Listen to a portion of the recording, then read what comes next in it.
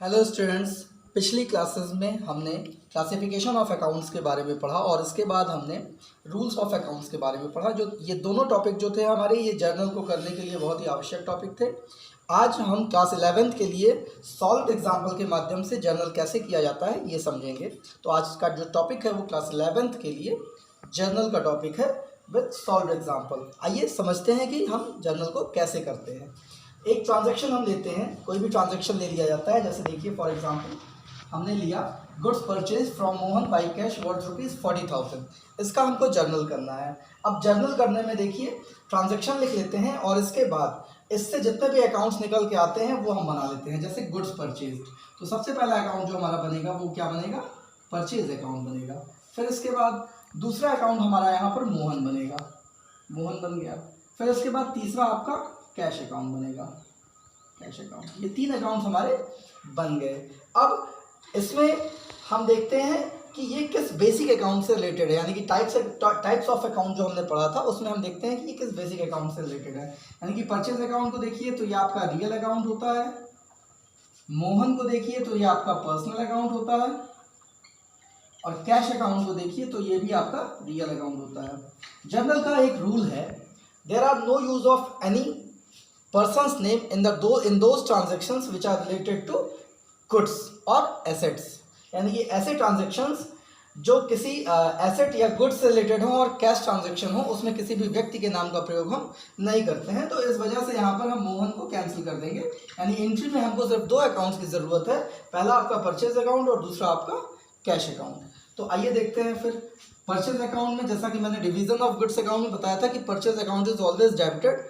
तो यहाँ पर रूल लगाने की भी आवश्यकता नहीं है, इसको हम यहाँ पर डेबिट कर सकते हैं। और अगर रूल लगाना चाहें तो आप देखिए लगा सकते हैं। परचेज अकाउंट यानी कि रियल अकाउंट का जो रूल होता है वो what comes in is debited and what goes out is credited. जो भी एसेट्स हमारी बिजनेस में आती हैं वो डेबिट होती है, और जो एसेट्स बिजनेस से चली जाती हैं वो क्रेडिट होती हैं। तो इस प्रकार से देखिए परचेज करते हैं तो गुड्स हमारे बिजनेस में आता है, इसलिए डेबिट कर दिया जाएगा।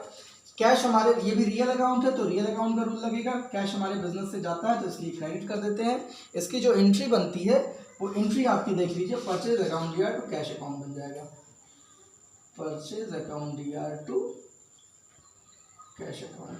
ये आपका 40,000 यहाँ पर हो जाएगा, 40,000। इसके बाद आइए दूसरा एग्जाम्पल ले लेते हैं। दूसरे एग्जाम्पल में देखिए, जैसे आपका दिया हुआ है सैलरी गिवन टू सुरेश 1000। अब यहाँ पर देखिए अकाउंट्स देखते हैं, सैलरी अकाउंट बनेगा आपका,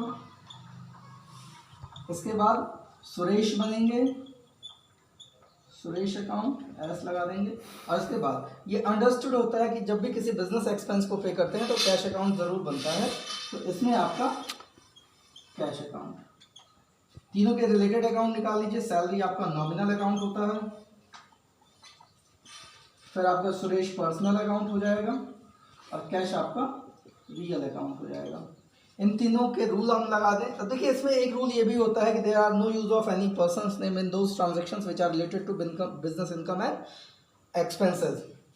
तो यहाँ पर फिर सुरेश के नाम का यूज़ हम नहीं करेंगे, इसको कैंसिल कर देते हैं। यहाँ पर सैलरी अकाउंट सैलरी एक्सपेंस है, और जो नॉमिनल अकाउंट का रूल होता है वो ऑल एक्सपेंसेस आर डेबिटेड होता है, तो सैलरी अकाउंट आपका क्या हो जाएगा, डेबिट हो जाएगा इस प्रकार। और रियल अकाउंट का रूल होता है what comes in is debited and what goes out is credited.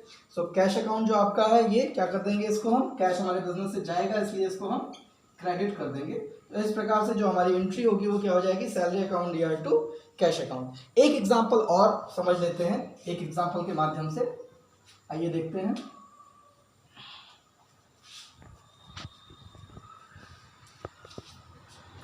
जैसे हमारा एग्जाम्पल है machinery purchased from Sohan by cash. ये आपका मान लीजिए 50,000 है। यहाँ पर अकाउंट्स निकालें अगर हम, तो पहला अकाउंट आपका जो निकलेगा वो मशीनरी अकाउंट होगा, दूसरा अकाउंट जो होगा वो आपका परचेज अकाउंट होगा, तीसरा अकाउंट जो होगा वो सोहन होगा, और चौथा जो आपको दिख रहा है वो आपका कैश होगा। यहाँ पर इतने अकाउंट्स। अब देखिए इसमें रूल क्या लगेगा। सबसे पहला रूल तो है कि any transaction which are related to business assets there are no use of any person name, तो आपका यहाँ पर पर्सन नेम यानी कि सोहन का नाम कट जाएगा क्योंकि ये कैश ट्रांजेक्शन है और एसेट से रिलेटेड है। दूसरा, आपको बताया गया है कि जिस ट्रांजेक्शन में गुड्स होता है वहाँ पर परचेज वगैरह यूज़ होता है, तो परचेज भी यहाँ से कट जाएगा। अब आपके दो अकाउंट मशीनरी और कैश बचा। मशीनरी आपका रियल अकाउंट है और कैश भी आपका रियल अकाउंट है।